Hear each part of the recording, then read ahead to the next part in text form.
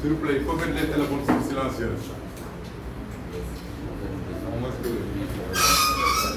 Waa cette bi ñoom dañoo war a fay seen avec un gàpp. Asalaamaaleykum. ñu ngi leen di nuyu di leen remercier ci seen présence. Comme vous le savez, le président Ousmane Sonko va tenir aujourd'hui un point de presse qui portera sur deux questions. L'affaire du Permis Sud et le problème qui se pose entre les juges Témiko et Ngor Ngom avec le ministère de la Justice. Donc ce point de presse reposera essentiellement sur ces deux questions.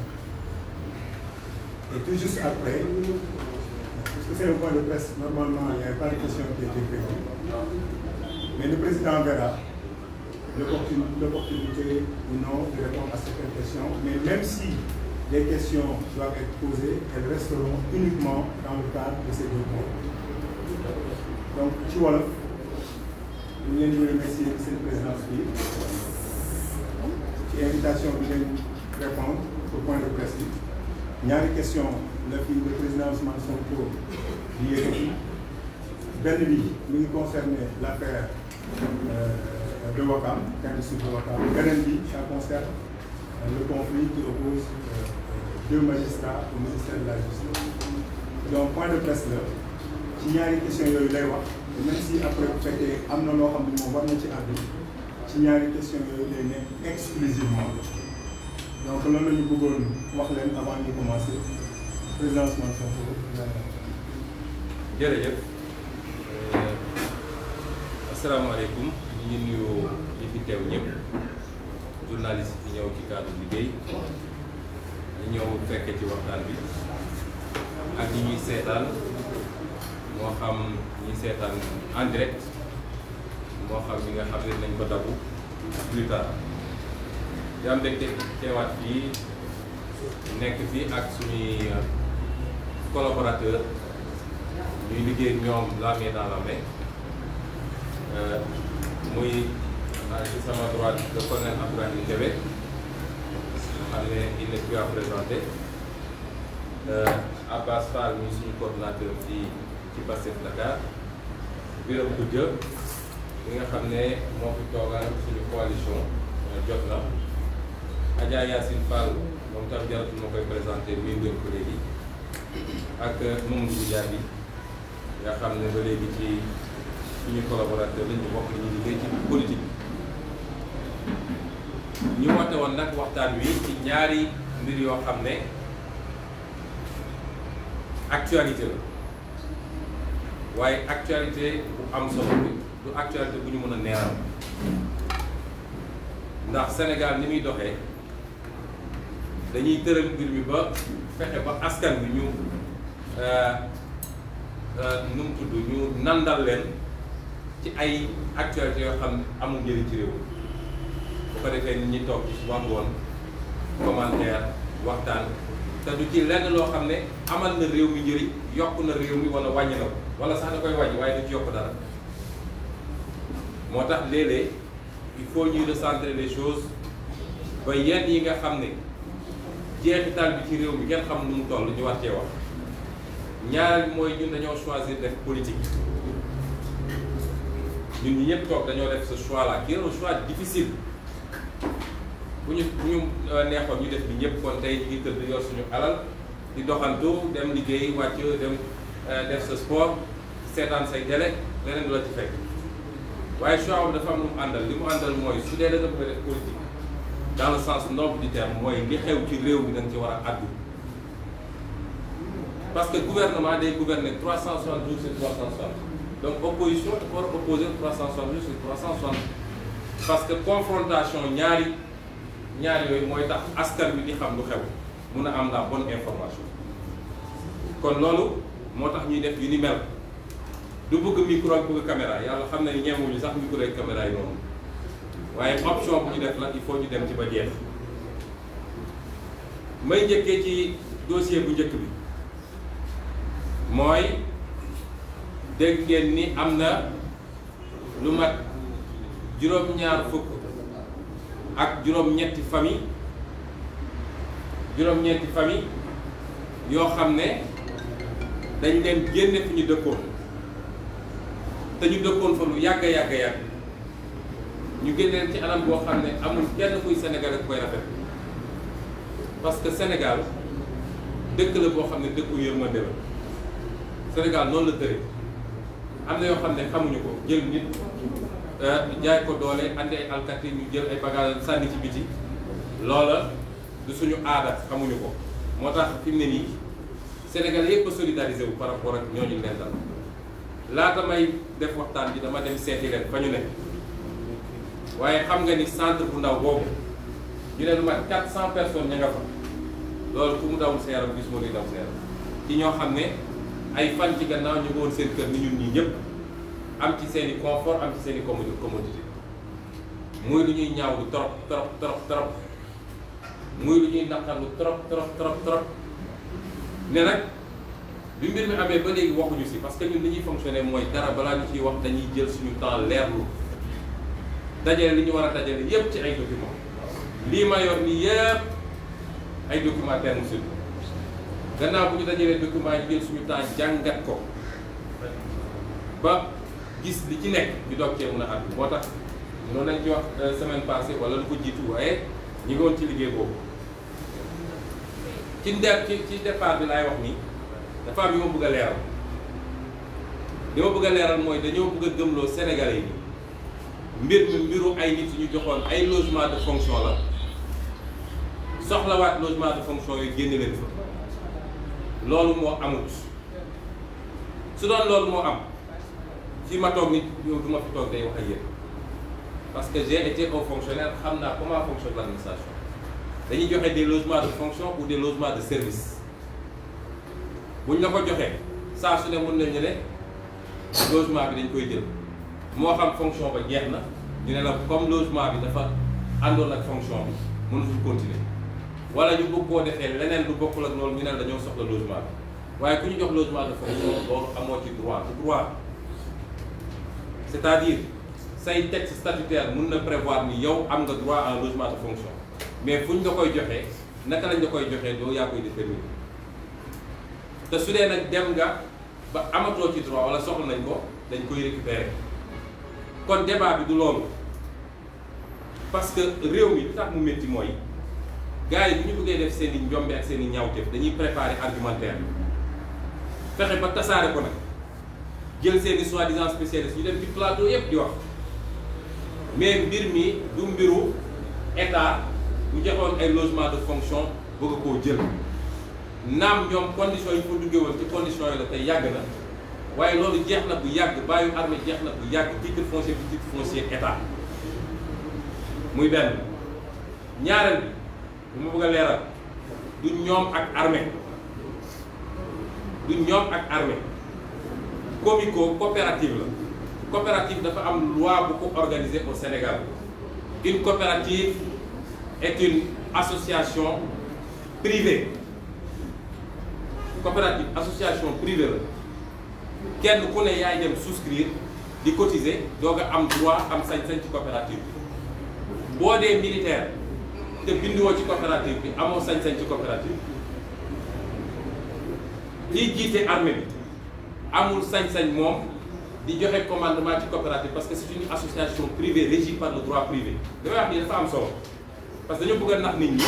naan affaire bi ñoom ak armée la armée warul woon intervenir ci mbir mi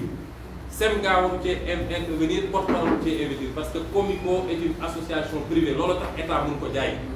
état du jaay armée l'état ne se vend pas à lui-même mosoo ko dégg état jaay na benn administration publique administration privée wala militaire amul li tax ñu mun koo jaay mooy c'est une association privée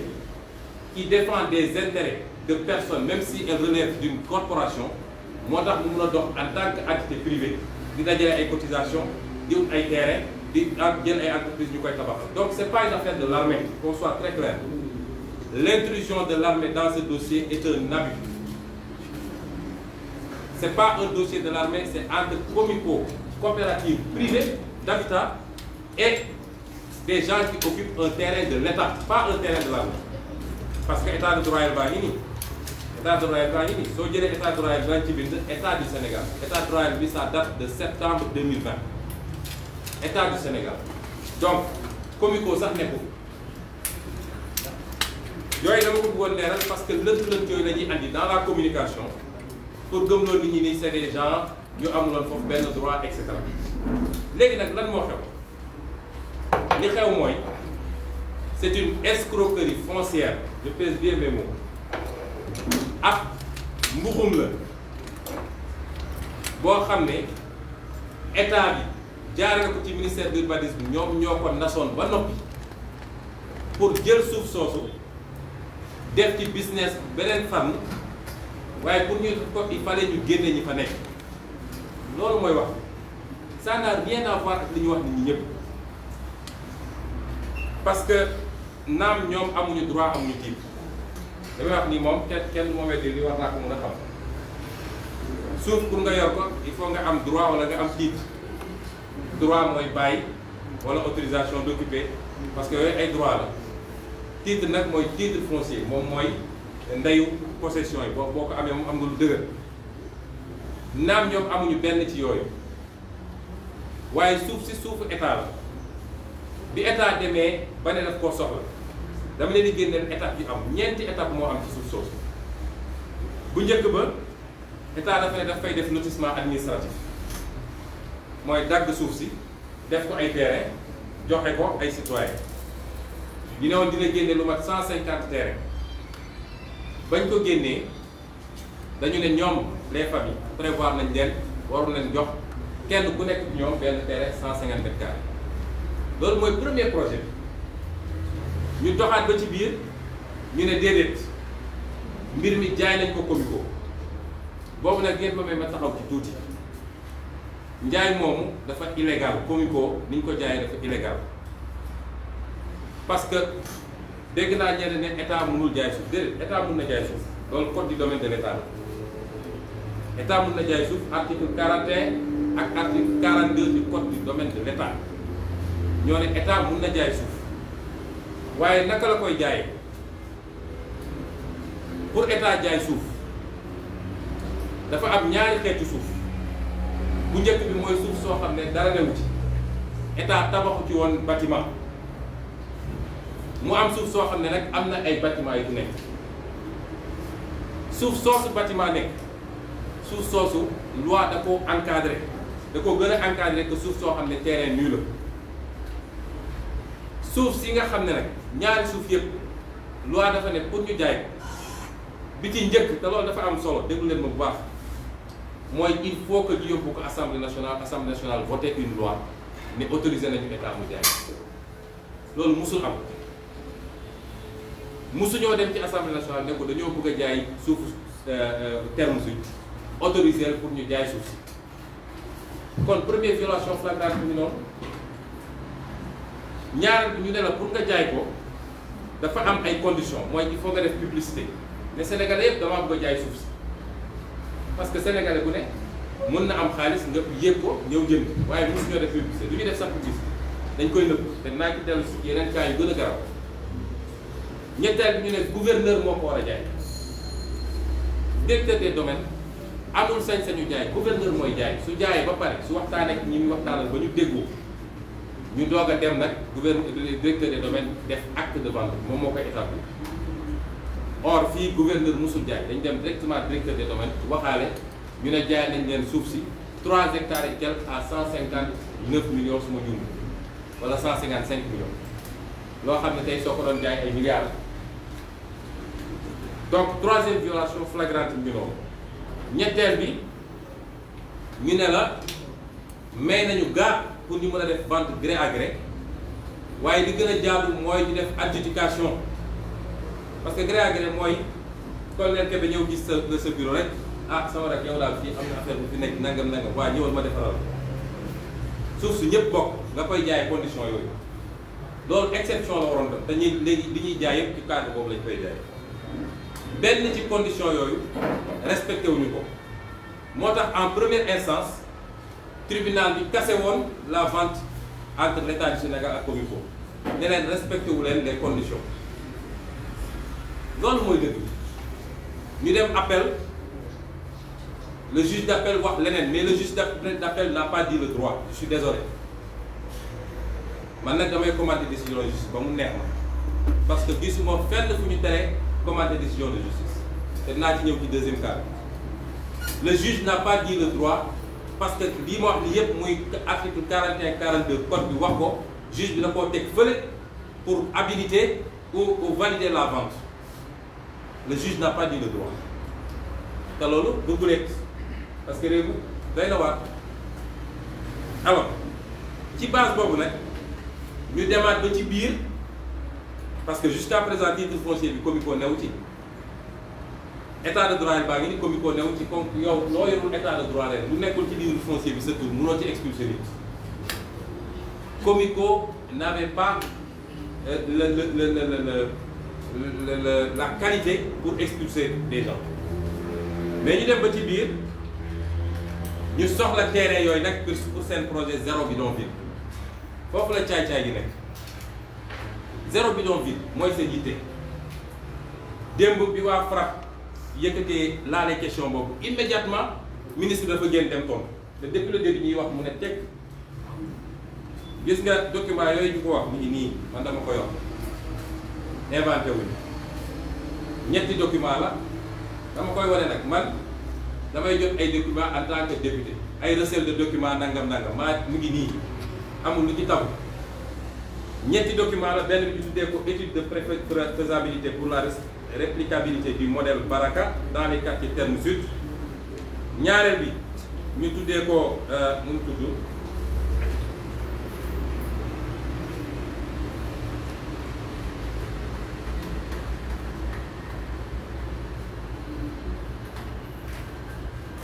ñaareel document bi ñu tuddee ko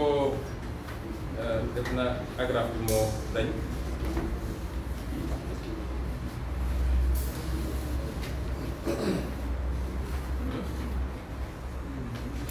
ci gàttal daal ñetti document yi mi ngi fii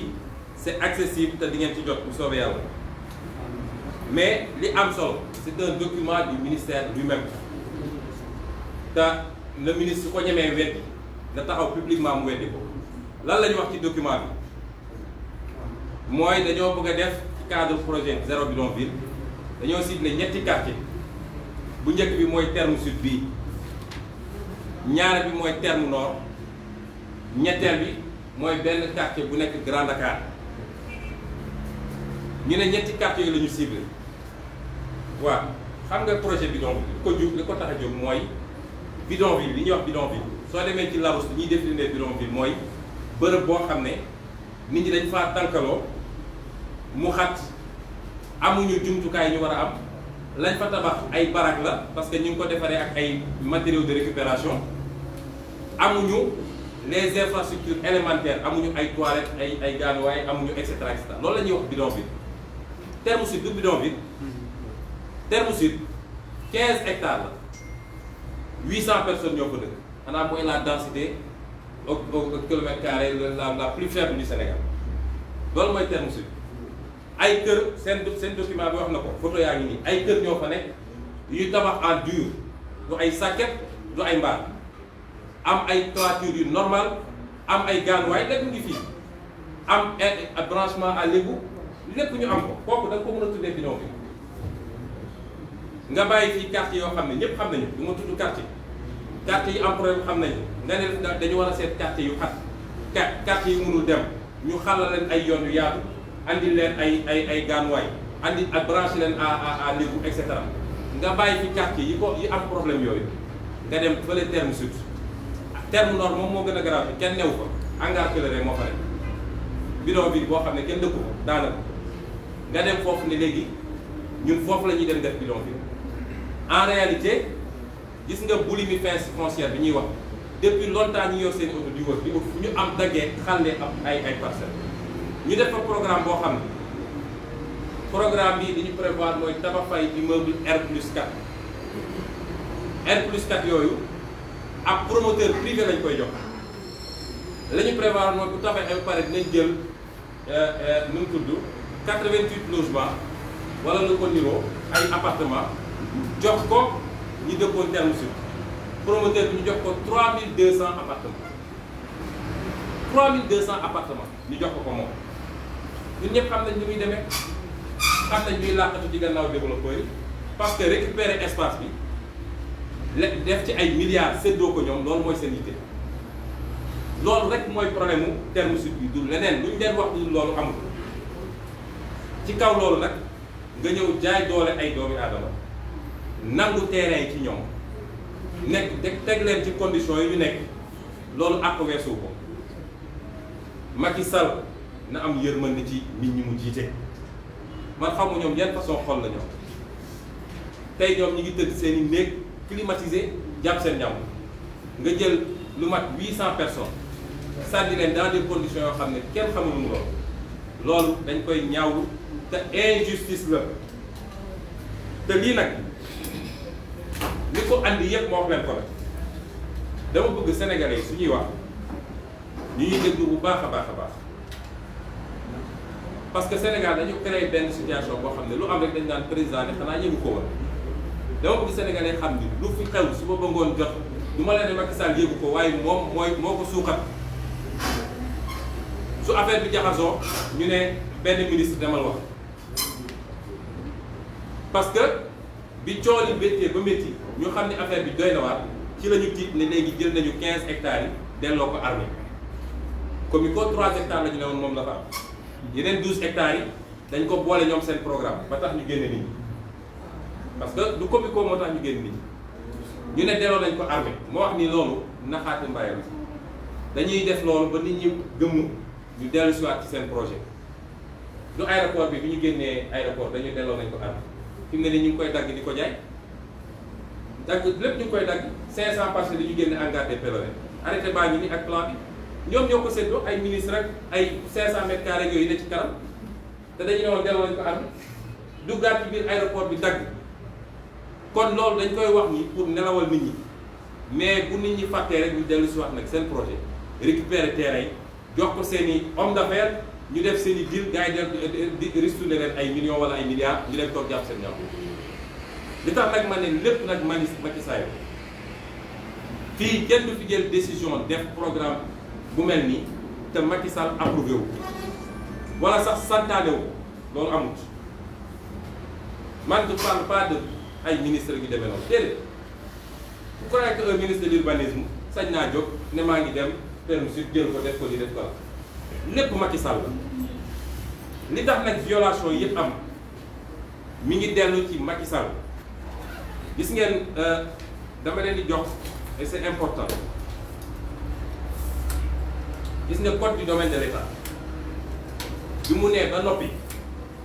kenn mënul jaay suufu état wala terrain boo xam ne tabax nañ fa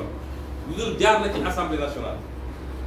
jamono PS bi ñu commencé gis ni am na ay abus mu am ñu commencé rëcc par benn dañoo envoyé woon inspection générale d'État inspection générale d'État dem def benn rapport bi génn 1994 ñu ne désormais képp ku defati demande boo xam ne dafa porté ci suufu état rawatina boo xam ne ay bâtiment yi ngi ci dañ ko tabax le directeur des domaines n'a même pas le droit de prendre cette demande waxuma la mu examiner ko dañ ko ne amoo droit jël demande ca la ñu réglé woon problème boobu en vertu des dispositions de la loi 94 ba 2006 Macky Sall nekk premier ministre dégg leen bu baax ma wax leen mu nekk premier ministre 2006 mu daal di jël benn circulaire baa ngi nii Macky Sall moo ko jël en 2006 lu mu wax ci circulaire bi nee na circulaire bi ñu jëloon en 1994 bi doon fàttali directive présidentielle numéro 37 bi nga xam ne rapport IGE numéro 35/85 moo ne woon le rejet sans examen par la direction de l'enregistrement des domaines et du timbre des demandes de cession ou de bail portant sur des logements et bâtiments appartenant à l'État et qui pourraient lui être soumises mu tekki ne cette position de principe jugée trop rigide par qui? Par lui, jugée trop rigide qui ne correspond plus aux nécessités du moment et remplacée par les dispositions ci-après. Donc nee na position boobu dafa rigide léegi moom mooy jël responsabilité moom Macky Sall ne day remplacer loolu ne léegi les demandes de location ou d'achat de dépendance du domaine privé de l'État devront être examinées à la lumière de la situation particulière des demandeurs ainsi qu'au regard de leur intérêt pour la mise en œuvre d'une politique sociale ou d'une politique en faveur des plus démunis. Social ou plus démunis nga dem jël ñoo xam ne cas sociaux lañu nangu ko pour jox ko des gens qui sont déjà millionnaires ou milliardaires xam nga lii lay la woon waaye li gën a garaaw li tubaab naan la volonté du prince c'est substitué à la volonté populaire ab circulaire dafa mën a substituer wu à la loi circulaire dafa mën a substituer wu à la loi et depuis lors càcc gi am yépp ci suuf fii la jóge ci circulaire Macky Sall bi Macky Sall n'a jamais été sobre ni vertueux dans la gestion publique musul ne jouissance rek la xam ci bien public ci lii la ñu sukkandi woon pour këru Sicap yi nekk ville derrière Assemblée nationale ci lañ ko jaayoon des pontes du régime ñenn ñi sax jaayaat nañ ko ñu jaay leen ko ay njëg yu ñàkk solo ñoom ñoo di ko jaay ko xaalis bu dul jeex ay centaines de millions lii moo ko andi lii moo jox sañ-sañ gars yi ba léegi ñu mën a tëju ak comico di jaay suuf soo xam ne loi nee na mënuñu koo jaay te demul assemblée nationale lii moo leen ko jox cette note illégale de Macky Sall qu'il faudra trouver le moyen d'attaquer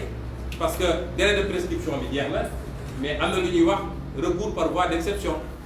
contentieux dina am léegi te ñun ñoo koy provoqué daal di attaquer lii génne ko fi kii moo jiite tey Sénégal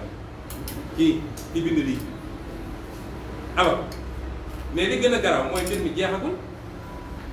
tey jii may wax ak yéen tembe ñi ngi jaay immeuble yépp biir ville di ut seeni nit di leen jaay immeuble te jaarul assemblée nationale ñu koy jaay ay prix ñàkk solo mun naa leen citer fii immeuble Brière de Lys nga xam ne moo jàkkaarook assemblée jaay nañu laajuñu kenn ci bien boo xam ne Sénégal yépp a ko moom 16 millions de Sénégalais direction de l'élevage parce que dañuy jël service yi newoon fii de toxal leen yóbbu leen Diamniadio ba pare jël yooyu di ko wëlbati di jaay man wax nañ ma de source sûre que yii jaay nañ ko amaguma nag à part Brière de Lys nga xam ne am nañ ci firnde ni jaay nañ ko yeneen yi amaguma firnde maa ngi ut état de droit la ñoom seen direction de l'élevage muy TF 67 DK 37 avenue Pasteur ministère de l'éducation fi mu newoon TF 49 82 DK ministère de la culture nee nañ ma mi ngi en cours am na TF 28 26 83 rue Salva rue Carnot angle Salva TF 54 21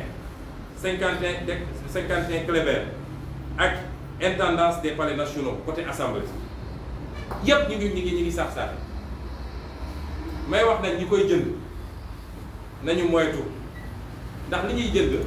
fañ ko jaarale ça ne donne pas un droit bis bu fi régime changé ku ko bëgg a nangu da nga koy jëlaat ñi koy jaay nañu xam ni seen responsabilité la ñuy engagé parce que ils le font en violation flagrante de la loi de ce pays te lépp nag Macky Sall la tey moo nekk au début et à la fin du processus moom mooy jaay bu leen yaakaar ni suñ fi nekkee di perte naan ay ministre sangam Macky Sall ci boppam mooy jaay alal réew jaay pétrole bi doyatu leen jaay zircon bi doyatu leen jaay géej gi doyatu leen jaay corona bi sax jaay nañ ko léegi nag lii moo leen des te ñun xam nañ ni muy demee xam nañ ni ñuy jiital ci kanam lii moo lalu ci gannaaw dossier wu terme sud bii jaay doole la nangu ci Masamba dem jox Mademba bu ñu kenn gëmloo ni ay question de droit la ñi amatuñu bi ñu demee ba ne dañuy def lotissement ñoom ñooñu ñoo njëkk a déposé seen dossier parce que citoyen sénégalais lañ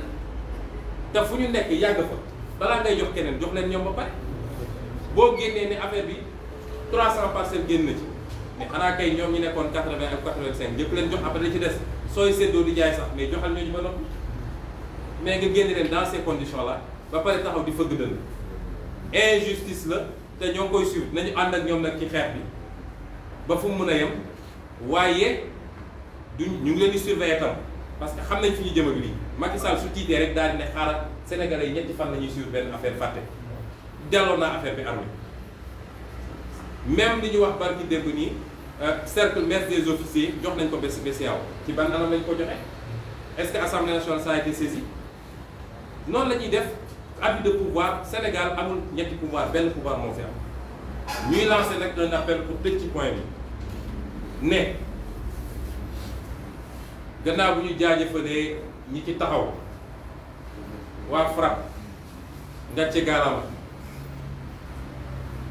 Guy Marius Sagna ak ñi mu àndal le maire Barthélémy Dias nit ku baax nit ku jub nit ku bëgg Sénégal un digne fils du Sénégal et de Dakar ndax mënoon na ne affaire bi waxaam la man sama mairie fii la waaye dafa dem jàpp ci ba tey moo leen far ñu leen ni félicité di leen encouragé parce que Sénégal xeex fii ngir intérêt général rek dafa jafe nit ñi sax dañuy dem ba ne kii est-ce que wér na ñoom nag ñu ne ci suba ngoon waaye dañoo ne dañuy lancer téléthon boobu laa bëgg a lancer appel sénégalais yépp góor ak jigéen mag ak ndaw toutes les régions confondues waa diaspora bi ñoom 100 millions la ñu soxla nañu ñaan yàlla téléthon bi ñu jëlee ci 500 millions parce que lii ku ci def sa bopp nga defal ndax dangaa def ngir yàlla dangaa def pour dimbali ñu sonn nee nañ téléthon bi defe naa Ahmed Aïdara ak Oustaz Birane Ndaw dañ ciy liggéey ma wax partenaire bi ne ci yokk benn prêtre parce que charité la pour affaire bi gën a yaatu mais ñu ngi ñaan Sénégalais yépp nañ ci jàpp parce que ku ko def comme ñi waroon a njaboote ñëpp uuf leen ñoom ñooy jaay doole nit ñi di leen toroxal bu leen peuple di seetaan ngir yàlla loolu laa bëggoon wax ci premier point bi di jàll ci deuxième point bi mooy li xew ci magistrature ñu bëri dañu naan waruñu cee àddu parce que suñ ci waxee dañuy politiser dossier déedéet xam nga politique dama bëgg ñu wax ma quel est le débat public qui échappe à la politique dans un pays lan mooy waxtaanu mbooloo waxtaanu kuréel waxtaan bu ñuy wax ci biti boo xam ne tey kàddu politique waru cee am ñun mënuñu nekk ci politique bi am suñu gis-gis ci justice nekkoon candidat def programme jot na ne lii la ñuy proposer pour justice dox tey problème yu mel ni am ci justice ñu ne teg ci noppi ci déedéet duñ ko def lañ ci bëgg a wax du bëri mbir mi kabal la li ñuy wax kabal dama bëgg sénégalais yi xam ni actuellement li xew diggante ñi bëgg a taxawal justice bu mat justice mooy justice bu maadu justice buy àtte dëgg justice buy doxal loo xam ne borom alal ak ku ñàkk ci yem ku tooñ ñu ne la tooñ nga justice boo xam ne du ab xoolul kii état la kii baadoola la justice boobu ñiy xeex pour mu taxaw ñoom la ñu bëgg a faagagal définitivement ba tey Macky Sall day téye justice bi ci loxoom di ci def lu ko neex loolu rek mooy coow li parce que ñaari cas yi ma bëgg a évoquer Souleymane Teliko lan lañ ko reproché nee nañ dafa commenté décision de justice wax naa ko léegi man commenté naa décision de justice te naa ko commenté waat léegi li mu wax mooy dossier Khalifa Sall cour de la CEDEAO nee na ces droits n'ont pas été respectés et notamment la présomption d'innocence défendue loolu la wax ñu ne loolu mooy commenté décision de justice ba tax ñu ne dañ koy faagagal amul benn disposition bu ñu ma mën a génnee ne bii tere nañu commenté décision de justice la ñu tere article 198 ak 199 du code pénal li ñu tere mooy li ñuy wax de jeter le discrédit sur l'institution de la justice ou sur une décision juridictionnelle discrédit mooy ñu jël décision nga ñëw ne juge bi dañ ko corrompre loolu mooy discrédit nga wax loo xam ne day gàkkal juge bi mais article bi ko wax ci boppam moo njëkk ne terewuñu commentaire technique mais li tax première année droit ñu ñuy def droit première année droit la ñuy jox commentaire d'arrêt su doon aram na doo def commentaire d'arrêt la doctrine juridique lan moo koy andi professeur de droit yi dañuy jël benn arrêt commenté ko bind ko def ko ci ay livres wala ñu publier ko ci ay revues internationales du moins donc amul benn disposition légale bu tere ñu commenter décision de justice la ñu tere mooy nga gàkkal deru justice te loolu ñoom ñoo koy def gis nañ fi décision bi ñu bàyyee ay dañoo procureur bi lu mu wax dafa ne c'est une décision troublante c'est une décision surprenante et même troublante loolu mooy discrédit waaye dara fekk ko ci parce que procureur Macky Sall la mais Teliko li mu wax dara new ci tam ñëpp mën nañ ko répéter fii dara du la ci fekk bu dee nag lañ ko bëgg a tere mooy en tant que magistrat dafa prêter serment ne il va s'abstenir de déclaration publique loolu tax ñu yóbbu ko conseil de discipline moom il n'a pas agi en tant que magistrat en fonction dafa agir en tant que ku jiite un syndicat de magistrats. Je vous renvoie France bi ñuy roy ñoom chaque jour ñu ne France le syndicat des magistrats de France tous les syndicats des magistrats de France chaque jour ñu commenter des décisions de justice démb rek dugg naa seen site di xool parce que quand tu agis en tant que syndicaliste tu n'es plus dans la position de travail c'est pas le juge et le syndicaliste a le droit man en tant que syndicaliste ñaata yoon la commenter des lois fiscales wala des actes réglementaires à caractère fiscal pour ne d'accord ma ci di en tant que simple fonctionnaire su ma ko defoon ñu ne ma obligation de réserve mais ñaata yoon laa ko def man en tant que syndicaliste ñaata yoon la ko syndicaliste yi def fii ñaata yoon la syndicaliste yi taxaw ne ni ñu yoree ministère de l'éducation nationale baaxul kooku am na ci sañ-sañ kon li des ba am mooy deuxième cas bi muy kaaw Ngor Diop mais cas boobu c'est extraordinaire magistrat buy def liggéeyam nit def du mu warul def te nee nañu daf ko defaat ko mu jàpp ko un magistrat du siège c'est pas un magistrat debout du procureur les magistrats debout sont sous la tutelle plus ou moins de la chancellerie mais magistrat du siège dafa am indépendance am te li koy garantir indépendance boobu mooy li ñuy wax le principe d'inamovibilité mooy Macky Sall mënul xëy ne dama koy affecté son ministre la nga xam ne moom mooy li gën a yées ci li ñu mës a am ci ministre de la justice mënul xëy ne dama koy affecté loolu mënul am kon kooku di def liggéeyam ministre bi woo ko ne ko bàyyi kooku mu ne ko bàyyi ma ko nga dem def consultation à domicile ce qui est une violation flagrante de la règle parce que un magistrat du siège pour nga affecté ko mënoo ko affecté d'abord sans son consentement loolu la loi wax mënoo ko affecté sans son consentement deuxième bi mën nga ko affecté exceptionnellement pour nécessité du service mais bu boobaa il faut d'abord consulter le conseil supérieur de la magistrature et puis il faut que ñooñu motiver pourquoi lan mooy nécessité service bi wax ñaata temps la war a doon mais enfin il faut ñu fixer mooy temps bi wax ñu fixer kañ ñaata durée la loolu mooy les seuls cas bi nga mën a affecter le magistrat ça n'a pas été fait dans ce cas-là consultation à domicile notamment motivation zéro ñu xëy affecté waa ji ne ko yóbbu nañ la Thiès te li leen di may ñu def loolu mooy gis nga tous les magistrats du siège actuellement loolu ay technique bu Macky Sall la Macky Sall dafa c'est-à-dire ni mu ñàkkee xarañ ci ñu ñuy defaree réew noonu la xarañee ci ñuy fexe ba téye nit ñi dara xam ko ci ñuy defaree réew dara échec total partout waaye ni ñuy def ba téye nit ñi jàpp adversaire politique téye magistrat yi d'une autre main justice ba mun koo instrumentaliser loolu moom xam-xam defe naa professeur de droit yëpp dañ ko war a ñëw jébul loolu moom am na ci xam-xam ban technique lay utiliser mooy tous les magistrats du siège tous les présidents de juridiction aujourd'hui sont des intérimaires intérimaires lañ leen def conseil supérieur de la magistrature ñu ne Massamba nommé nañ ko intérimaire comme intérimaire la il n'est pas titulaire war naa ko mën a yëpp déplacer quand je veux intérimaire ñaata ñu bàyyi ko intérimaire moo tax lii nag xeexu ñëpp la waaye avant tout xeexu magistrat yi la magistrat yi laay waxal yéen magistrat yi indépendance dañ koy téye dañ koy foqati kenn du la ko jox lii seen xeex la yéen ñëpp su ngeen seetaanee ba ñii ñu faagagal leen xam ne ni magistrature amatul Sénégal le peu de résistance qu'il y avait parce que li leen métti ci li ñuy toppee Serigne Téliko du wax ji ci boppam mais li mu wax ci émission boobu daal di feeñal manquement yi am ci conseil supérieur de la magistrature ni muy doxee loolu moo leen métti ñu ne kon kii dañu gaaw faagagal ko balaa muy continuer di wax ba yee opinion bi magistrat yi topp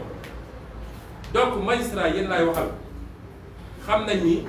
bëri na ay magistrat rawatina ci ndaw ñi am na ci ay mag ñu baax a baax a baax xam nañ leen faites bloc derrière vos collègues parce que si ce coup passe magistrat moo fi dul am ku fi bëgg a tekki ci magistrat il faut nga doon ku mun a los gombaanu di raamal Macky Sall wala nga dem def politique sa statut may loo waaye magistrat bu dëgg dootul am ci réew bu weesoo magistrat yi moo wax ni lii combat wu askan bi yëpp la parce que réew justice moo ko yor gis nga investisseur bu ñuy ñëw ci réew bokk na ci premier élément bu ñuy xool mooy naka la justice ko mel bu dee c'est une justice corrompue dañ naan fii jarul ngay dem parce que mënul dox bu dee leer na leen ni am nañu justice bu baax bu jub bu ñu téye ni ñu ko war a téye dañ sawar ci ñëw parce que nañu xam ni contentieux bu am dinañ ko àtte ni ñu ko war a àtte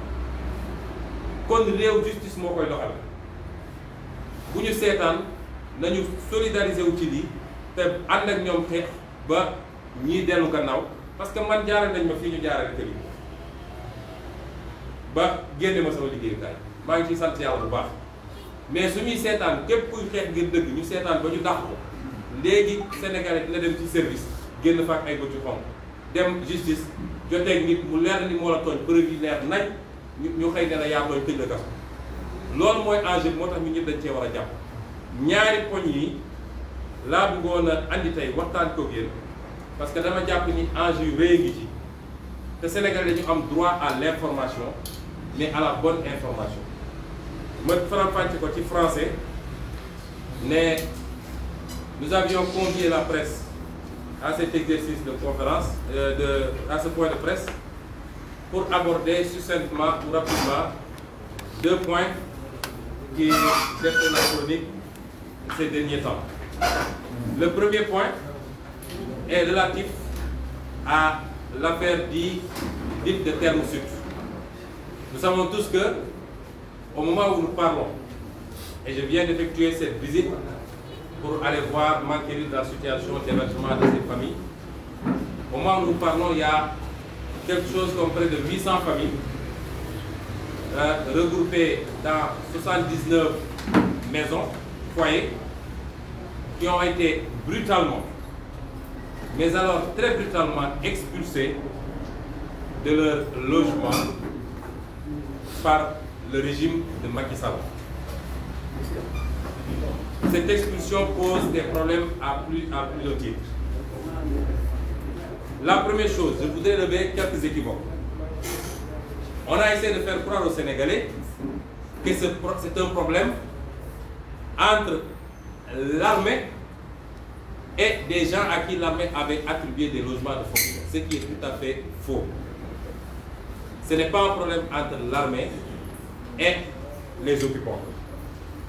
L'armée n'aurait même pas dû intervenir sur cette question, parce que l'armée n'est pas propriétaire du terrain. Premièrement, la coopérative Comico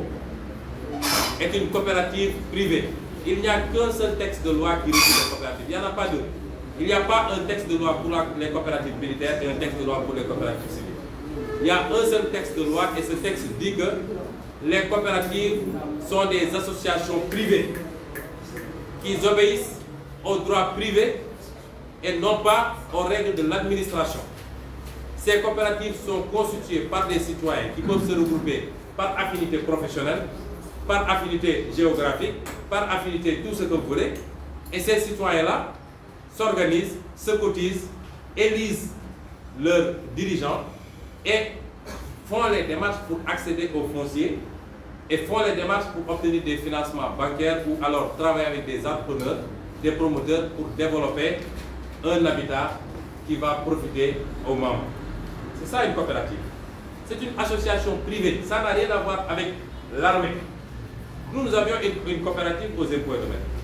Quand je suis arrivé aux impôts, au syndicat, nous avons dit qu'il nous faut récupérer la coopérative parce que c'était entre des mains de retraités. Les gens nous ont dit non, vous ne pouvez pas. Même le directeur général des impôts ne peut pas, parce que c'est une association privée. Et vous n'êtes même pas membre, il faut commencer par être membre, cotiser, attendre l'Assemblée générale, etc., etc. Donc c'est ça une coopérative. Et donc c'est entre une association strictement privée, même si elle regroupe des militaires, et c'est pourquoi la communication de l'armée sur cette question est superflue, n'a pas d'objet, et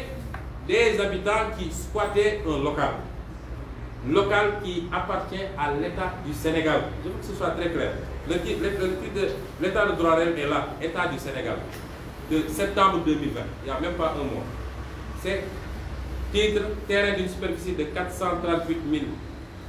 765 m², situé à Ouakam, Terme Sud, propriétaire État du Sénégal. C'est pas Comico, c'est pas armée, c'est État du Sénégal. Donc, à quel titre est-ce que la Comico se substitue à l'État pour vouloir expulser des gens? Si c'était simplement, et je tiens à le préciser, si c'était simplement des agents de l'État, civils ou militaires, qui étaient bénéficiaires de logements de fonction ou de logements de service, et qu'un jour l'État, par son démembrement qui leur avait donné ces logements-là, dit que je veux récupérer ces logements-là, je ne serai pas là à faire des conférences. Et c'est ça qu'on a voulu faire croire aux Sénégalais, c'est totalement faux. Totalement. C'est une affaire entre une association privée qui a indûment obtenu des droits sur un terrain, je vais y revenir, et des gens qui occupaient, mais qui devaient avoir comme seul interlocuteur l'État. Alors, qu'est-ce qui s'est passé? Dans cette affaire, il y a 4 phases. Dans la première phase, ils sont venus dire qu'ils ont besoin du terrain, de l'assiette, pour un lotissement administratif. Le lotissement administratif, pour ceux qui ne savent pas, c'est l'État qui dit ça, c'est un titre privé de l'État, c'est vide de toute possession, etc. Je veux faire un morcellement, sortir des terrains et donner à des citoyens pour qu'ils occupent, qu'ils puissent construire. Et à partir de ce moment, on donne des baux. On ne peut pas donner un titre foncier, on donne des baux. Et ultérieurement, le titulaire du bail, s'il a mis en valeur, peut revenir pour dire maintenant je veux une cession définitive pour avoir un titre foncier. C'est ça le lotissement administratif. Donc, premier acte, l'État dit je fais un lotissement administratif. Les gens qui occupent actuellement déposent très rapidement le dossier. Et c'était prioritaire parce que c'est des citoyens sénégalais et ils habitaient là-bas depuis 30 ans, 40 ans pour certains. Dans ce premier lotissement, dans la liste qui a été établie, ils étaient prévus comme attributaires. Qu'est-ce qui s'est passé pour que l'État renonce à ce lotissement? Moi, je ne sais pas. Deuxième temps, on revient pour dire maintenant, l'État vend le terrain, une partie du terrain, parce qu'il faut que les gens sachent que c'est 15 hectares. Mais sur ces 15 hectares, l'État a vendu à peu près 3 hectares 100 à la coopérative Comico. Cette vente est illégale, je le dis ici. Elle est totalement illégale et le juge qui l'avait cassée en première instance a eu raison de la casser. Par contre, le juge qui l'a rétabli en appel, ce juge-là n'a pas dit le droit. Et je vais démontrer techniquement pourquoi ce juge-là n'a pas dit le droit. Parce que certains disent que l'État ne peut pas céder ses biens. Si, l'État peut céder ses terrains. Mais les articles 41 et 42 du Code sont très précis. L'État ne peut céder un bien qu'après avoir rempli ces conditions que je vais énumérer. La première condition, c'est qu'il faut que l'Assemblée nationale vote une loi. Il faut que l'État saisisse l'Assemblée nationale pour lui dire qu'on a 3 hectares ici, nous voulons céder. Et l'Assemblée nationale vote une loi pour habiliter. Cela n'a jamais été fait. Qu'il me donne, qu'il me sorte une loi votée par l'Assemblée nationale pour dire qu'on autorise l'État à vendre à Comico. Ça n'existe pas. Donc la vente est illégale. La deuxième condition, c'est la formalité de la publicité. Parce qu'il faut que tous les Sénégalais puissent être informés quand on décide de vendre. Peut-être que tel ou tel a les moyens d'acheter, il va acheter. Mais il se cache pour appeler des gens à eux. Quelquefois, ils leur donnent même de quoi acheter parce que c'est des prête-noms. Ou bien ils le font avec des étrangers. La troisième condition, c'est l'adjudication. Si la loi autorise le gré à gré, c'est l'exception. Normalement, on doit le faire par adjudication publique. Vente même aux enchères. C'est ça que l'article 41 a dit. Ils ne l'ont jamais fait. Ils se retrouvent entre 4 murs, entre gens qui se connaissent, qui ont l'habitude de dealer entre eux pour dire qu'ils font des sessions. La quatrième, c'est que ce n'est pas le directeur des domaines qui vend, c'est le gouverneur de la région concernée. Si c'est à Saint-Louis, c'est le gouverneur de Saint-Louis. Si c'est à Dakar, c'est le gouverneur de Dakar qui procède à tout ce que j'ai dit, qui discute avec la meilleure offre, qui vend et qui renvoie après au directeur des domaines pour l'établissement de l'acte de vente. Mais ici, le directeur des domaines s'est enfermé directement avec la Comico dans son bureau pour faire un acte de vente. Donc cet acte est illégal. C'est sur la base d'un acte illégal qu'on a voulu expulser des gens au profit d'autres Sénégalais. Parce que les gens qui sont à la coopérative Comico, c'est quoi? C'est des militaires. Ceux qu'on a expulsés, c'est quoi? C'est des militaires. On expulse des gens sur la base d'un faux pour installer d'autres personnes. C'est ça qui n'est pas normal. Alors, et le quatrième temps, mais je vais revenir au troisième temps, quand ils ont voulu maintenant prendre le terrain, actuellement, leur ambition ne s'est pas arrêtée aux 3 hectares de Comico. Ils se sont servis de Comico comme bouclier en réalité. Mais c'est les 15 hectares qu'ils veulent prendre pour faire un programme du ministère de l'Urbanisme qu'ils appellent le projet BIT, projet zéro bidonville. C'est ça. Tout ce tintamarre-là, ça revient à ça. Mais ce n'est même pas conforme au projet. Parce que le projet zéro bidonville, c'est de dire, on a des bidonvilles. Nous tous, on sait quels sont les quartiers qui sont des bidonvilles. La description, la définition d'un bidonville par le dictionnaire, c'est quoi? C'est que c'est un endroit où il y a une comment on appelle, une forte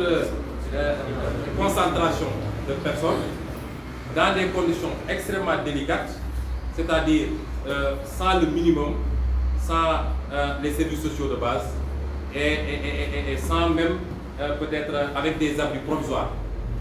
Le dictionnaire utilise le terme de matériaux de récupération. Même les bâtiments sont faits, ce n'est pas des bâtiments. Vous prenez des tissus ici, vous prenez des crétins ici, vous faites un truc provisoire. Il n'y a pas de truc sanitaire, il n'y a pas. C'est ça qu'on appelle bidonville. Terme Sud n'est pas un bidonville. Je vous ai montré tout de suite les images. Terme Sud, c'est un quartier avec des bâtiments. même si c'est des bâtiments très anciens, mais des bâtiments en dur, avec beaucoup qui sont en terrasse, d'autres sont en fibrociment. Ils ont à 69% ou 79%, c'est dans le document, ils ont des latérines, ils ont latérines du moins, ils ont accès au branchement public, etc. Et il n'y a pas de promiscuité, parce que sur 15 hectares, tu as 800 personnes. C'est la zone la moins peuplée de Dakar ou du Sénégal même. Vous allez cibler cette zone-là et Terme Nord, parce qu'ils ont dans ce document, il y a 3 quartiers, Terme Sud, Terme Nord. Terme Nord, il n'y a même pas d'habitants, en réalité. Bon, ce n'est pas un bidonville, Terme Nord. Si vous voulez faire des projets de bidonville, nous connaissons les quartiers qui ont ces problèmes-là. Allez là-bas, faites ce qu'on appelle la restructuration, sortez des avenues, des voies, amenez l'accès à l'égout, créez des espaces publics, des terrains où les enfants peuvent s'épanouir. C'est ça qu'on appelle zéro bidonville. Mais ce n'est pas cette mascarade-là. Ce qui se cache derrière, c'est que ici dans ce document, ils disent qu'ils vont faire plus de 280 logements sur des immeubles R+4 avec des F2, F3, F4. Ils rétrocèdent à l'État 88 pour les pauvres déguerpis, mais les 3200, ils vont se les partager. Parce qu'ils disent que les 3200, on les rétrocède au promoteur pour qu'il amortisse son investissement. Et nous savons comment ça se passe. C'est ça l'affaire Terme Sud. Ce n'est rien d'autre. C'est ça qui se cache derrière l'affaire Terme Sud. Et c'est des documents officiels qui sont là. Qu'ils arrêtent, excuse-moi du terme, de mentir aux Sénégalais. De raconter n'importe quoi après avec des relais qui sillonnent tous les médias pour raconter, se dire experts et endormir les Sénégalais. C'est une mafia. Après la mafia du pétrole, la mafia du poisson, la mafia du zircon, toutes sortes de mafias, même la mafia du corona. Maintenant, c'est ces questions qui restent. Organiser un État mafia. Et ça, les gens ne peuvent pas laisser passer parce que c'est des injustices qu'on commet. Je suis allé là-bas, 400 et quelques personnes entassées dans ce petit centre-là. Et Macky Sall, lui, il dort dans son palais climatisé. Il a été élu pour ça. Quand vous n'avez pas un cœur qui permette la magnanimité et d'avoir en tout cas de l'empathie pour ceux que vous gouvernez, vous ne pouvez pas faire de résultats. Et c'est pourquoi il échoue partout. Alors, j'avais dit que je reviens sur le troisième temps. Pourquoi aujourd'hui les gens peuvent se permettre de violer la réglementation allègrement? Parce que lui, Macky Sall, quand il était Premier ministre en 2006, quand il a été Premier ministre en 2006, c'est lui qui a pris cette circulaire. Ça, c'est une honte dans une république. Cette circulaire, c'est Macky Sall qui l'a prise. Parce que l'article 41 et l'article 42 du Code des domaines de l'État ont dit que vous ne pouvez pas vendre un terrain sans que ça passe par l'Assemblée nationale. Particulièrement quand il y a du bâti sur ce terrain-là. Et quand, du temps du régime socialiste, les gens s'étaient rendus compte qu'il y avait les premiers abus. Je ne vais pas citer les quartiers, mais on connaît les premières villas qui ont été cédées. Ils ont envoyé une mission de l'inspection générale d'État qui a fait un rapport et qui avait demandé à ce que désormais le directeur des domaines ne reçoive même plus les demandes. Ce qui avait permis d'arrêter cette mascarade-là depuis lors. Mais quand lui, il est arrivé en tant que Premier ministre, en ce moment, ils avaient l'intention de vendre les villas qui se trouvent derrière l'Assemblée nationale et qui étaient occupées par des caciques du pouvoir. Les gens leur ont dit que ce n'est pas possible parce qu'il y a la loi, il y a l'instruction, le rapport de l'IGE, il y a une directive présidentielle numéro 37, etc. Alors, lui, Macky Sall, en tant que Premier ministre, il prend cette directive. Qu'est-ce qu'il raconte dans cette directive? Il dit la circulaire numéro 14 PM, ainsi de suite, du 24 juin 1994, rappelant les directives présidentielles numéro 37 issues du rapport IGE 3585, prescrit le rejet sans examen par la direction des domaines des demandes de cession ou de bail portant sur des logements et bâtiments appartenant à l'État et qui pourraient lui être soumises. Ça, c'est la position qui découle de la loi, du code des domaines de l'État. Lui il dit que cette position de principe jugée trop rigide. Comment un Premier ministre peut dire jugée trop rigide? Jugée trop rigide par qui? C'est qui jugé trop rigide? Parce qu'il y a quelques politiciens autour de lui qui lui disent qu'il faut qu'on nous vende ces terrains-là, mais les gens disent que ce n'est pas possible avec ça. Il dit cette position jugée trop rigide. Ça, c'est une direction administrative. Ça, un Premier ministre ne doit pas écrire comme ça. Il dit cette position jugée trop rigide, qui ne correspond plus aux nécessités du moment, est remplacée par les dispositions ci-après. Les demandes de location ou d'achat de dépendance du domaine privé de l'État devront être examinées à la lumière de la situation particulière des demandeurs, ainsi qu'au regard de leur intérêt pour la mise en œuvre d'une politique sociale ou d'une politique en faveur des plus démunis. C'est ça qui a été la boîte de Pandore. Depuis lors,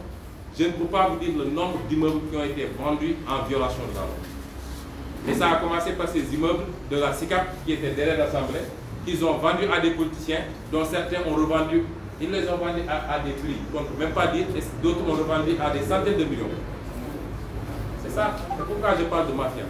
Et la responsabilité exclusive incombe à Macky Sall. Il faut que les Sénégalais arrêtent quand il y a des situations qu'on arrête de dire le président n'était pas informé. Personne n'ose vendre 1 centimètre ici sans que Macky Sall n'ait donné l'ordre. Tout ce qu'on vend comme terrain ou comme immeuble de l'État, c'est Macky Sall qui donne l'ordre. Personne ne l'ose, ni ministre, ni directeur, ni directeur général. Et ça ne date pas d'aujourd'hui. Il n'a jamais été sobre et vertueux dans la gouvernance. C'est pourquoi son slogan à la gestion sobre et gouvernance. Et le pire, on va prendre ces gens-là, on leur dit, attendez, dans le programme 100 000 logements. Quelqu'un qui avait prévu dans la phase 1 du PSE 15 000 logements, qu'il n'a jamais livré. Aujourd'hui, il nous parle de 100 000 logements et vous voulez que ces gens-là aillent squatter des centres en attendant les hypothèques sans logement et qu'eux, ils viennent avec des hommes d'affaires pour aller construire des appartements à vendre là. C'est ça ce qui se passe. Et donc, c'est cette circulaire-là qui est à la base de tout ce qui se passe. J'ai dit tantôt en Wolof que, indépendamment de ces immeubles qui étaient vendus vers les années 2011, 2010, ou 2007 même, je ne sais pas, 2008 du moins, aujourd'hui, on est en mesure de vous dire qu'il y a énormément d'immeubles. Récemment, qui abritaient des services de l'État, des ministères de direction générale, qu'on a délocalisés vers Diamniadio, qu'ils sont en train actuellement de vendre. Et on sait à qui ils vendent ça. On sait dans quelles conditions ils vendent ça. Je peux le dire avec certitude sur l'immeuble Brière de Nice, qui est en face de l'Assemblée nationale, ils l'ont vendu. Mais ils sont en train de le faire avec beaucoup de l'ancienne direction de l'élevage, le ministère de l'Éducation, le ministère de la Culture, ainsi de suite. Ils sont en train de vendre tous ces immeubles-là sans passer par la procédure prévue par la loi, en violation totale de la loi, sur la base de ce que Macky Sall avait écrit. Et aujourd'hui, c'est lui le président, c'est lui qui est au début et à la fin du processus. C'est extraordinaire ce qui se passe dans ce pays. Et après, on tombe sur de pauvres démunis, on les maltraite. Et ça, c'est extraordinaire. C'est ça la vérité et je veux qu'elle soit rétablie. Qu'on ne nous amène pas des « oui, mais est-ce qu'ils n'ont pas le droit, ils n'avaient plus de droit, etc. » Ça, c'est pas le débat. Alors, je termine par lancer un appel, puisque des Sénégalais qu'on a l'habitude de voir mener des combats désintéressés, des combats d'intérêt public strictement, des combats de défense de la cause des populations. Et je veux citer parmi eux le mouvement FRAPP, dirigé par Guy Marius Sagna. Mais je veux citer également le maire Barthélémy Diaz, qu'il faut féliciter et encourager, puisqu'il aurait pu se dire que ce n'est même pas ma mairie, c'est à Ouakam, mais il a pris l'initiative de mettre ce centre-là à la disposition avec l'aval de la maire, de Madame le maire de Dakar. Il faut féliciter ces gens-là pour les initiatives qu'ils ont prises. Mais ils ont décidé d'aller au-delà en lançant un téléthon. J'appelle tous les Sénégalais, de tous bords, à participer massivement à ce téléthon. Parce que ce que j'ai vu là-bas, on ne peut pas laisser ces gens-là dans ces conditions. J'appelle tous les Sénégalais, d'ici et de la diaspora, de toutes les régions, et qu'on ne mise aucun effort, aucune contribution Celui qui a 1000 francs n'a qu'à mettre 1000 francs, celui qui a 5 millions, il n'a qu'à mettre 5 millions. Mais puisque le régime, puisque ceux qui devaient protéger les citoyens, puisque ceux qui devaient éviter que des injustices se commettent, c'est-à-dire le régime de Macky Sall, ne le font pas, nous, peuple du Sénégal, n'acceptons pas d'assister impuissants à ces situations-là. J'appelle tous les Sénégalais à participer massivement. J'invite Guy Marius Sagna à suivre toutes les communautés, à côté de Oussaz Grandao et de Ahmed Aïdara, d'associer un prêtre, parce que c'est une œuvre de charité. Et nous avons des gens qui peuvent parler pour, en tout cas, toucher les fibres sensibles. Il faut ratisser l'âge pour que nous puissions réussir ce téléthon et aider valablement, en tout cas de manière significative, ces populations qui souffrent aujourd'hui. Je voulais aborder rapidement le deuxième point qui a trait à une question qui n'est pas personnelle. Ce qui se passe actuellement dans la magistrature et qui concerne les juges Téliko et Ngordio, ce n'est pas des questions personnelles. Il ne faut pas que les gens pensent que c'est une affaire entre un juge et son administration, ainsi de suite. Non, c'est plus complexe. Cette question nous interpelle tous parce qu'elle relève de la justice et de son indépendance. Nous sommes tous d'accord qu'on a un problème avec la justice sénégalaise. Tous les Sénégalais s'en plaignent. Aujourd'hui, qu'il y a des magistrats qui prennent leurs responsabilités et qui disent qu'on ne peut pas laisser continuer. Il ne faut pas qu'on les laisse être les agneaux du sacrifice. Parce que si on laisse passer, nous tous nous en verrons les conséquences. C'est le dernier bastion de résistance pour une justice saine, une justice indépendante, une justice au service du peuple sénégalais. Et non pas une justice de Macky Sall. C'est le dernier rempart aujourd'hui qu'ils essaient de casser. Et si on laisse leur entreprise aboutir, je puis vous assurer que nous tous nous aurons à le regretter. De quoi est-il question? L'affaire juge Téliko, on nous parle de... Je crois qu'ils n'osent pas parler d'interdiction de commentaires, d'interdiction de commenter une décision de justice. Parce que cette interdiction n'existe pas. Personne ne peut me sortir une disposition légale qui interdit de commenter une décision de justice. C'est qui le magistrat? Il est Dieu. Même Dieu, on commente. Il est qui pour qu'on ne commente pas sa décision? Il ne fait que dire le droit. Il ne fait que rendre justice en fonction de textes de loi. Chacun est libre de dire, je crois qu'il n'a pas dit le droit ou je crois qu'il a dit le droit. C'est ça commenter. Et c'est ce qu'on fait tous les jours dans les facs de droit. Le commentaire d'arrêt, c'est quoi? La doctrine des professeurs d'université qui commentent les arrêts, qui les publient dans des revues internationales ou qui les publient sur des sites internet, c'est quoi? Rien n'interdit de commenter une décision de justice. Ce qui est interdit formellement. Et ça, c'est dans l'article 41 ou 42, 198 du moins, quiconque aura publiquement par acte, parole ou écrit cherché à jeter le discrédit sur un acte ou une décision juridictionnelle dans des conditions à porter atteinte à l'autorité de la justice ou son indépendance. C'est ça qui est truc. Parce que même le même article, en son alinéa 3, dit les dispositions qui précèdent ne peuvent en aucun cas être appliquées aux commentaires purement techniques, ni aux actes, paroles ou écrits tendant à la révision d'une condamnation. Mais Téliko, qu'est-ce qu'il a? C'est purement technique, il n'a même pas commenté. Il a rappelé que la Cour de justice de la CEDEAO a, et ça c'est une décision définitive, a dit que les droits de Khalifa Sall n'ont pas été respectés. Ça, c'est même pas un commentaire. Et on en profite pour essayer de liquider quelqu'un parce qu'il gêne. Parce que lors de cette émission, il a mis à nu les dysfonctionnements de la justice et surtout du Conseil supérieur de la magistrature. C'est ça qui leur fait mal, c'est rien d'autre. Et maintenant, on profite de ça pour liquider. Moi, j'ai commenté des décisions de justice, ils n'ont qu'à me convoquer.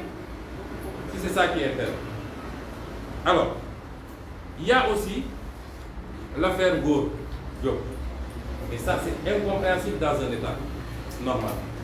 Un juge qui fait son travail, quelqu'un est appréhendé sur des faits réputés récurrents, le juge le fait arrêter. Je parle du juge, c'est-à-dire, ça c'est un magistrat du siège, Ce n'est pas un magistrat debout comme le procureur qui dépend de la chancellerie. Même lui, lors des audiences, sa parole est libre. Ce n'est pas le chancelier qui va lui dire, soit demain, c'est ça que tu vas dire et c'est ça que tu ne vas pas dire. Lors de l'audience, sa parole est libre. A fortiori, le juge du siège, qui est un juge indépendant, en vertu du principe d'inamovibilité même des juges. Ce juge-là, le ministre l'appelle pour lui dire libérer le monsieur. Mais il est qui ce ministre-là? Même Macky Sall n'a pas le droit d'appeler le juge pour lui dire libérer quelqu'un. Il refuse de le faire, on l'affecte de manière illégale. Parce qu'on fait une consultation à domicile, nuitamment, pour dire non, il faut qu'on l'affecte et on lui dit qu'il quitte là-bas pour venir à Thiès. Ça, c'est inadmissible. Et si on laisse passer, sachons que désormais, les juges ne jugeront que par rapport à ce que Macky Sall leur dira. Vous viendrez avec des preuves irréfutables, Macky Sall va le dire emprisonné, il emprisonnera. Nous savons que tous les dossiers politiques fonctionnent comme ça. Mais même les dossiers civils, les dossiers pénaux de citoyens ordinaires se passeront comme ça. C'est inadmissible. Et c'est ça qui s'est passé parce que, aujourd'hui, le grand problème de la justice, le magistrat du siège, qui doit bénéficier de cette inamovibilité, tous les magistrats du siège, tous les présidents de juridiction ont été affectés comme intérimaires. C'est la technique de Macky Sall. Je disais tantôt en version Wolof que autant il est nul sur ce qu'il faut faire pour faire développer ce pays, autant il est très fort pour faire des subterfuges, comment prendre tel, comment compromettre tel, etc. Un politicien fini, mais qui n'a aucune science de développement de l'État et d'amélioration des conditions de vie des Sénégalais. Et donc la trouvaille pour eux, c'est qu'il ne faut pas nommer les juges de manière définitive. On en fait des intérimaires, comme ça on peut les affecter à tout moment, on va dire que c'était un intérimaire. Un juge ne peut être affecté sans son consentement. Ça c'est la loi qui le dit. Article, je crois que c'est l'article 7 ou 9 du 6 de la loi organique portant statut des magistrats. Les magistrats du siège sont inamovibles. Le juge ne peut pas être affecté qu'avec son consentement. Ou alors sur nécessité de service, et ce qu'on appelle nécessité doit être argumenté. Et ensuite, on va lui dire que c'est pour temps et ça ne doit pas dépasser 3 ans. Et pendant que le moment qu'il est affecté, il ne perd pas son poste. Il y a une nécessité de service, peut-être qu'un juge est indisponible quelque part, etc. C'est une sorte d'intérim en attendant. Mais on n'est pas dans ces cas-là. Alors, j'en terminerai pour dire aux Sénégalais que ces cas sont très graves. Ne sous-estimons pas ce qui se fait. Macky Sall est en train de déstructurer tout ce qui était bon dans l'État dans ce pays-là. Pour pouvoir tenir le Sénégal, en perspective d'ailleurs de son fameux 3e mandat, et faire passer ce qu'il veut. Taper sur qui il veut, quand il veut. Si on considère qu'à chaque fois qu'un problème surgit, on pense que ça ne me concerne pas, c'est les problèmes d'autrui. Le jour où ça vous tombera dessus, vous comprendrez ce qui se passe. Chaque fois qu'on parle de la situation des hôpitaux, tant qu'on n'a pas de malade personnellement, on peut ne pas dire. Mais quand on a un malade et qu'on peut faire mal d'hôpital en hôpital, vous commencez à vous dire mais ce qui se passe dans ce pays. Il faut que nous comprenions qu'il n'y a aucune question anodine qui concerne seulement les autres. Nous sommes tous concernés et chacun aura son tour chez le coiffeur si on le laisse passer. Voilà les questions que je voulais aborder, messieurs les journalistes. Je vous remercie en tout cas de votre patience. Ça a pu être long, mais je voulais être très précis sur ces questions-là parce que nous y avons travaillé pendant très longtemps. Je vous remercie de votre écoute.